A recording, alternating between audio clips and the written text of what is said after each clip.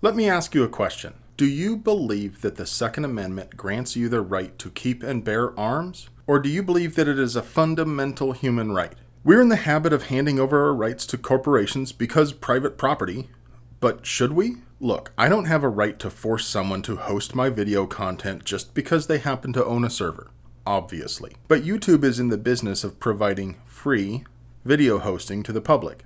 As such, I believe that it is at best extremely unethical for them to play favorites and treat some creators differently for political reasons. Maybe even illegal. Free speech isn't just some privilege granted to us by the Constitution and a legal limit placed on government. It is a fundamental concept that underpins a free society. I don't just believe in the First Amendment limits placed on our government. I believe in the principle of free speech and the absolute sanctity of the free exchange of diverse ideas. And that's why YouTube's campaign against conservative, libertarian, and pro-gun ideas is abhorrent to me. Alongside my other projects, I've been working on this video where I intend to cover some of the ways we can push back against YouTube's assault on gun owners. But yesterday, I received this screenshot from William at the Wound channel. YouTube demonetized his entire channel. Friends, this isn't just about money. As I mentioned in previous videos, demonetized content isn't recommended at the rate that monetized content is. This is about reducing the reach of and silencing gun channels. This is getting serious and it's time we fight back. So, how do we do that? Maybe we should start by telling YouTube how we feel and what we think they should do to change. Email yt-partner-support@google.com and press@google.com and tell them that you find their behavior repugnant. Use good grammar and spelling, be civil, don't make any empty threats like, I'll never use Google services again, because they know that's bullshit. Be concise, but tell them that their behavior is wrong and that you want them to change. And tell them that if they don't change, that you will be contacting your representatives and pushing for laws that hold them accountable for harmful content they fail to remove. They can either stop trying to treat people unfairly and picking winners and losers in political discourse, or they can be held accountable for all the content that they don't regulate. And maybe you can point out that in Marsh versus Alabama, the Supreme Court ruled that a company cannot infringe on an individual's right to free speech, and maybe remind them that their claimed status as a common carrier depends on their unbiased treatment of users. Don't just bitch at them. Anyone can complain, but things won't change without alternatives, so let's give them some alternatives. As much as they care about their leftist politics, they care about money a lot more. So what solutions can we offer YouTube to make this situation a little bit better for everyone? Number one, transparency. Look, I understand that under current law, YouTube can do whatever the fuck they want with their own website. They make the rules, I just wish they'd tell me what they are. Tell them that they should post simple, clear guidelines so I can color inside the lines. And they need to follow their own rules. There is so much inconsistency in what content is allowed and what isn't, and when the video gets demonetized and when it doesn't. I have nearly identical videos when some of them are demonetized and some of them are running ads. They should also make the monetization status of videos public. Maybe car channels are getting hit just as hard as gun channels, but I wouldn't know that because I can't tell. So every time I see any other video, I just assume that it hasn't been demonetized. If the monetization status is public, then it will be obvious whether there is unfair bias or not. They should also publicize the preferences of the advertisers. If brand X doesn't want to be associated with my content, then I think I'm entitled to know that and why they don't want to be. Finally, YouTube really needs to stop handling these advertisers with kid gloves. They have a virtual monopoly in this market and they should act like it. None of the big advertisers had any problem with any of the grotesquely violent and sexual scenes shown on television, so why should they care about anything short of porn and jihadi beheadings on YouTube? Tell YouTube to stop trying to censor the internet if they don't want to be held legally liable for everything they host. But if YouTube refuses to embrace transparency, maybe we can bring it to them. Every content creator should append demonetized to the title of every video that gets demonetized so viewers can see the impact. Personally, I'm going to continue testing to find out what triggers YouTube algorithms and whether I can find patterns in manual review decisions. Maybe you can help with that project. Perhaps we can start cataloging which advertisers have shunned conservative and gun-related content. Turn your ad blocker off and start logging which companies serve ads on which types of videos. If Samsung doesn't want to advertise to gun owners, for example, maybe we don't want to buy Samsung refrigerators. They're going to need any help they can get with Trump's tariffs, so they might be responsive to changes in the market. An outright boycott probably isn't even necessary. Most of these companies were trying to avoid controversy. The last thing they want is to cause it. If we start making a lot of noise about these decisions,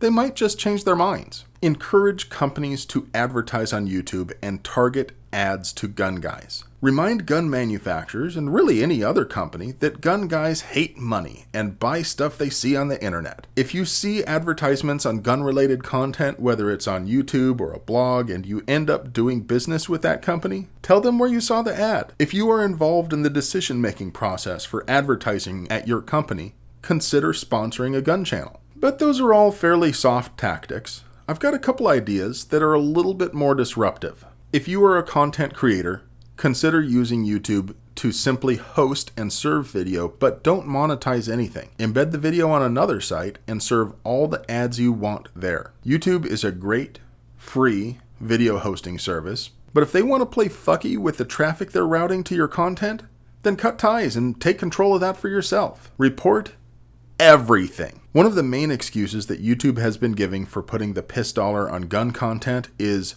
dangerous and unsafe acts. Have you seen the shit that's out there on YouTube? If me slow firing a revolver by myself miles away from another human being with a ginormous mountain as a backstop is dangerous or unsafe, then how much other content is also dangerous and unsafe? To be clear, I am absolutely not advocating that you violate any of YouTube's terms of service. Do not make false reports. But by this standard, cooking shows and backyard science demonstrations are dangerous and unsafe. No reason not to share that joy. Some folks have suggested uploading lots of 10-hour-long 4K videos and setting title, description, and tags to something that's definitely going to draw a piss dollar. Then requesting review. But YouTube uses a compression algorithm to save space. So if areas of the video don't change much, they don't have to use as much space to store that video. So if you wanted to make that video take up as much space as possible, it would have to be videos of traffic moving past your house or trees with leaves fluttering in the wind. Something with most of the pixels changing most of the time. That sort of thing doesn't compress very well. It would indeed take a lot of space on drives. At least at the scale you and I are used to dealing with. But relatively speaking, it's still a drop in a very, very large bucket. But even if you intentionally drew the piss dollar and submitted for review, would a real human being have to watch the whole thing? Or would they only look at the part that the secret YouTube algorithms flagged? I'm not sure what the answer is for that, but if I were designing the process, that's what I'd do. Storage is dirt cheap, but human beings, even humans in click farm sweatshops overseas working for slave wages, are relatively expensive. Do you have any other ideas on how to disrupt YouTube's assault on wrongthink? If so, leave a comment below.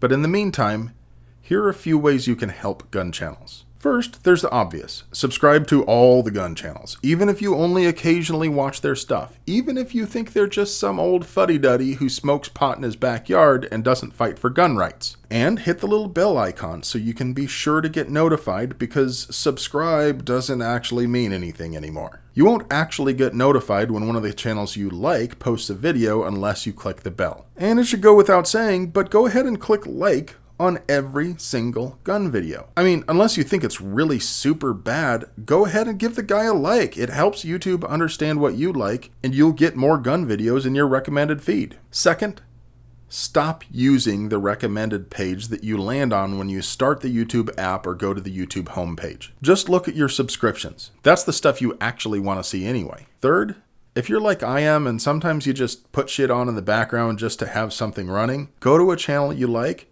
and start one of their playlists. That way you don't have to mess around picking out the next video, and it's giving that channel a whole ton of views. Fourth, turn off your ad blocker when you're watching gun videos. Watch the ads. Maybe even click through if you're remotely interested. Google Ads favor click-through and engagement. Fifth, share videos that you like. Copy-paste the link in a text to friends, post it in gun forums, post on Facebook and Instagram, but I repeat myself. You get the idea. Next to last, you can also help by buying merch. Shameless self-promotion. I finally got around to setting up my Teespring account, so now I'm selling t-shirts. But a lot of the OGs that really depend on the gun nerd gig have been selling merch for years. When you watch a video and they pimp their stuff, consider buying something just as a donation to help them keep making the content that you enjoy. Finally, and this is the really important part, start making a record of every bit of bias and free speech oppression that you find out there. And of course, fill out this form that the White House published to report social media bias. Talk to people outside your normal circle and help them to understand the insidious progressive bias that's working to change the world around us by silencing certain points of view. Free speech includes unpopular speech, and corporate oppression is no better than government oppression.